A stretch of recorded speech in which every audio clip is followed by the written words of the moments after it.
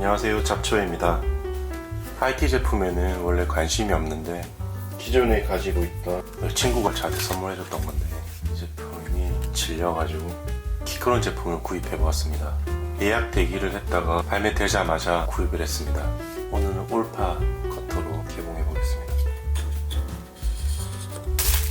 제품명은 키크론 K7입니다.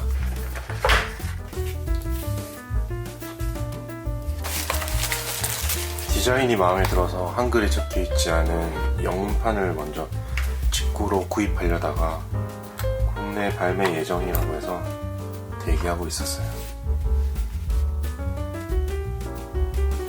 내용물은 키보드 그리고 키를 뽑을 때 쓰는 것 같은데 계란 풀 때 C타입 USB 충전선이 들어있습니다.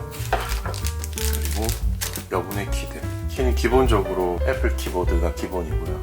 윈도우 키들이 동봉되어 있습니다. 윈도우 사용할 때는 이걸 교환하면 될 것 같습니다. 매뉴얼 들어있고요.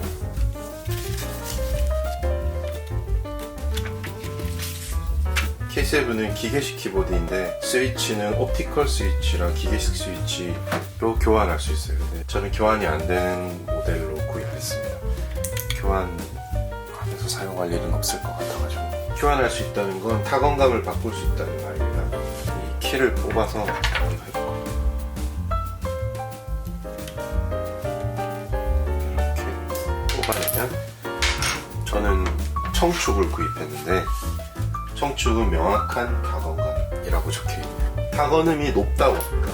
타건음이 높으면 이제 공공장소에서는 사용하기 부담스러운데 집에서는 키보드 치는 맛이 있을 것 같아요. 소리 한번 들어보실래요?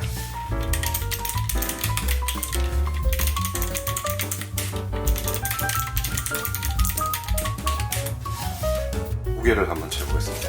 기존에 가지고 있던 키보드는 291g, 키크론 기계식 K7 모델은 100g 이상 더 무겁습니다. 전지.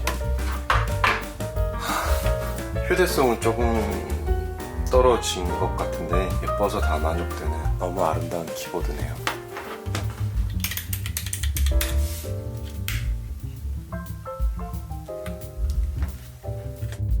전원을 켜게 되면 라이트가 들어옵니다. 키크론 제품 같은 경우는 이렇게 LED 백색이 있기도 하고요. 그 다음에 컬러풀한 RGB 컬러가 있는데 전 뭔가 RGB 같은 그런 알록달록한 건 삐에로 같아가지고 좋아하진 않습니다. 펑션 키하고 이 오른쪽 제일 위에 있는 라이트 키를 눌러서 백라이트 종류를 바꿀 수 있습니다.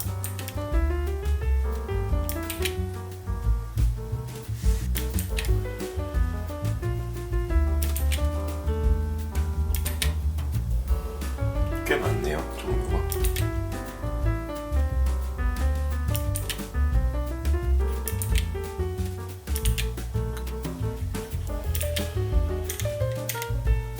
끌 수도 있습니다. 펑션 2하고 라이트 조합. 없는 게 배터리가 덜 닳겠네요. 그럼 키크론 K7 블루투스 기계식 키보드 리뷰 언박싱을 마치겠습니다. 지금까지 잡초였고요. 도움이 되셨다면 좋아요, 구독 부탁드립니다.